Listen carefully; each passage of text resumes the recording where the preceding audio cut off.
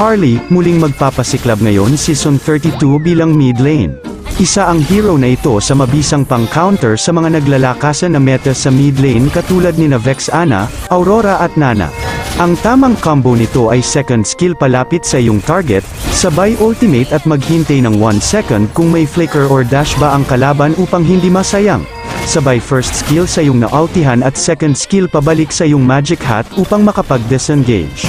Gamitin mo ang emblem na mage para sa additional magic power, CD reduction at magic penetration, rupture para sa adaptive penetration, weapons master para sa bonus extra attack at lethal ignition pang secure ng kill. Samahan mo ng mga items na ito. Karamihan sa mga viewers ko ay di pa naka-follow sa page ko. Sana ay may time ka para pindutin ang follow button para lagi kang updated sa mga tutorial videos na tiyak makaka-improve ng gameplay mo. At sa tingin ko'y hanggang dito na lang muna.